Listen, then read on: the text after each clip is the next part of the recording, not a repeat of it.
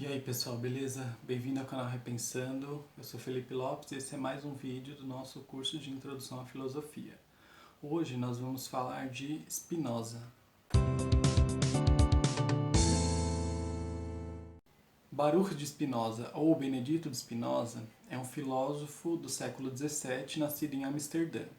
Ele veio de uma família de judeus portugueses que foram parar em Amsterdã porque estavam fugindo da perseguição que havia naquela época. Ele recebeu uma educação judaica, mas também aprendeu latim. E o aprendizado do latim abriu para ele toda a tradição da filosofia daquela época, pois o latim era a língua usada pelos filósofos e pelos intelectuais, os cientistas. Então, ele foi uma pessoa com um conhecimento muito vasto de filosofia e de muitas outras áreas, muitas áreas do conhecimento. Ele teve uma vida muito conturbada porque, como nós vamos ver com as ideias dele, não foram muito bem aceitas na época. Então ele foi perseguido, ele foi expulso da comunidade judaica que ele vivia.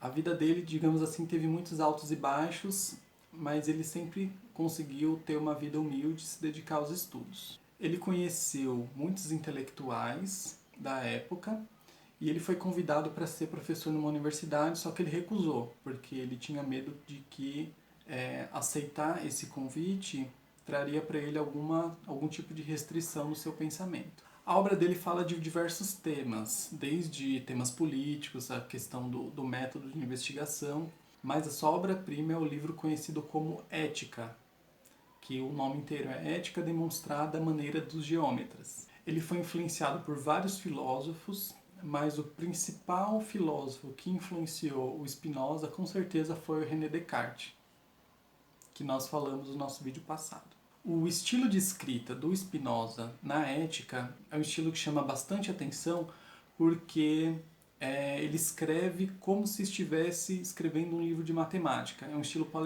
parecido com o de Euclides, que é um matemático importante, e ele é organizado a partir de definições, axiomas, demonstrações. É um estilo muito inovador para a filosofia. Com esse estilo, ele buscava trazer para o método de investigação e para o próprio método de escrita uma objetividade maior. Ele não gostava muito daqueles textos que ficavam enrolando, trazendo vários elementos que não são os essenciais. Ele gostava de ir direto ao ponto. E no método de escrita dele, que é o método geométrico, ele conseguia se pautar unicamente pela razão e pelas demonstrações racionais, pela necessidade lógica dos argumentos e pela necessidade lógica das definições. E aí na ética ele começa com algumas definições que são fundamentais para entender o pensamento dele. E a gente vê uma importância muito grande da noção de substância. E aí a gente vai lembrar aqui um pouco sobre o que é a substância. A substância é um termo que foi, digamos assim, criado pelo Aristóteles, que significa uma coisa que consegue existir por si mesma, que não precisa da existência de outra coisa para poder existir. Então, as substâncias seriam, digamos assim, seres independentes. Para o Aristóteles, toda a realidade é ou uma substância, ou uma relação ou qualidade da substância. E aí, na teoria do Descartes, a gente tem três substâncias, que é Deus, a res cogita, que é o ser pensante, a coisa pensante, e a resistência, que é o corpo, o mundo material. E aí a gente tem um problema, por quê? A res cogita e a resistência dependem de Deus. Foi criado por Deus e existe só dependendo de Deus.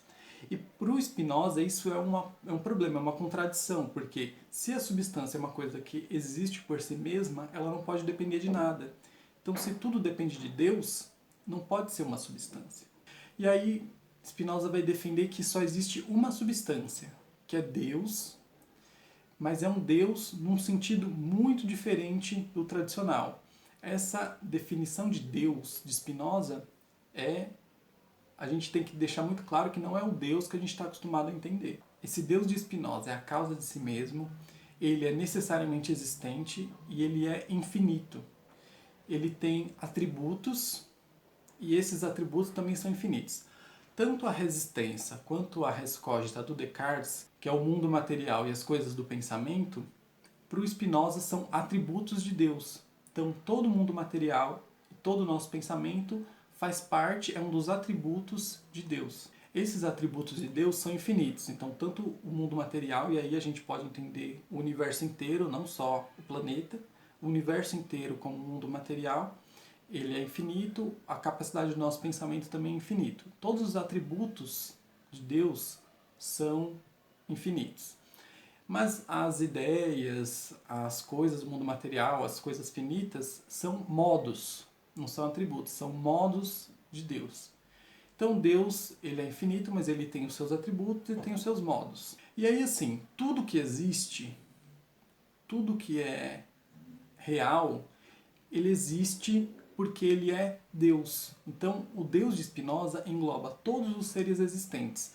Não existe nada no mundo, seja nas ideias, seja nas coisas reais, materiais, não existe nada que não seja Deus. Então Deus criou o mundo, esse mundo que a gente conhece, mas ele não se separa do mundo. Então é uma criação, mas Deus é também o mundo. E por isso que ele é conhecido como filósofo da imanência. A imanência é o contrário da transcendência. Transcendência é quando você tem um ser que está fora do mundo, que está acima dele. O Deus de Spinoza está no mundo, então ele é imanente, ele faz parte disso aqui. E aí a gente tem uma distinção que ele fala, né, que é a natura naturans, que é a causa, Deus, e a natura naturata, que é o efeito, que é o nosso mundo. Então a causa e o efeito, ele faz essa distinção, mas não estão separados, estão sempre interligados um com a outra, uma coisa com a outra. E aí, para ele, Deus é livre, mas ele entende a liberdade aqui de um modo muito diferente. Por quê? A liberdade para ele, a liberdade de Deus, tem a ver com Deus não depender de nada, de ser uma substância e não depender de mais nada para existir. Só que a liberdade, do jeito que a gente conhece, né, que é fazer as coisas porque quer fazer, ou porque não tem nada determinando, para ele não existe. Deus, ele cria o mundo por necessidade. E necessidade aqui é o contrário da contingência, né?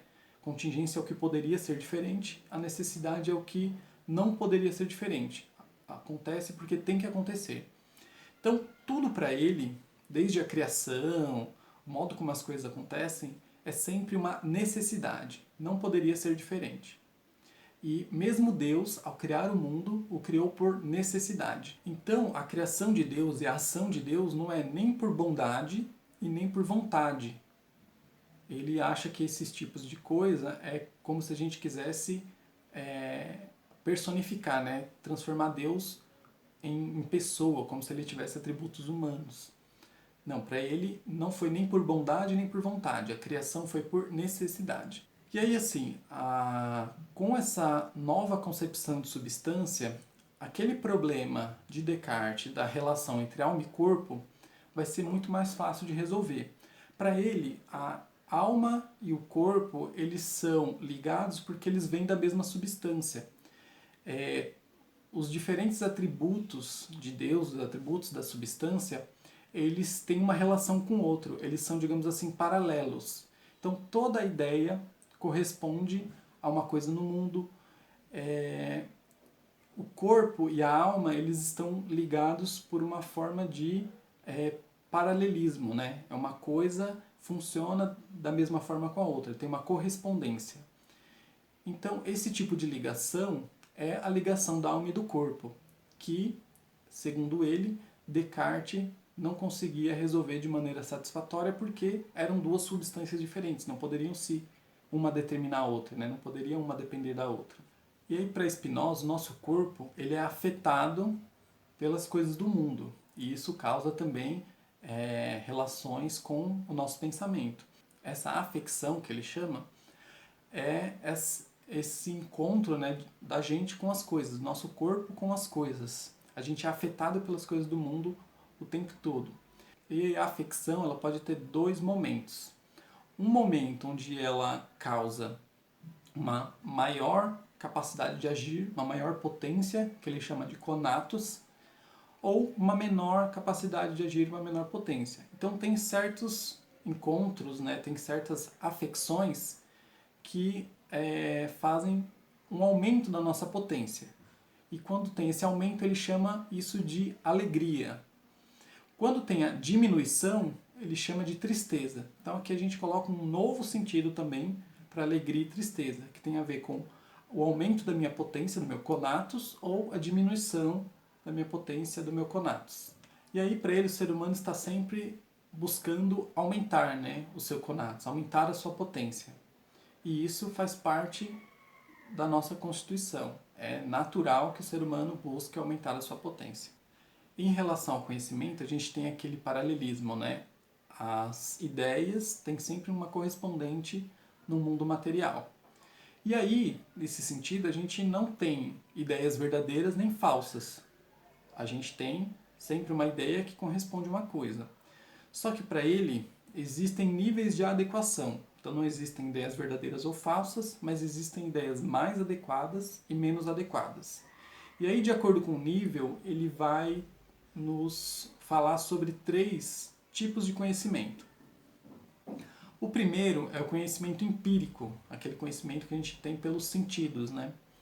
Esse conhecimento empírico, para ele é o menos adequado, porque as coisas são vagas, são confusas. Ele serve para nos direcionar assim, nas nossas tarefas práticas, mas ele não serve para a busca do conhecimento.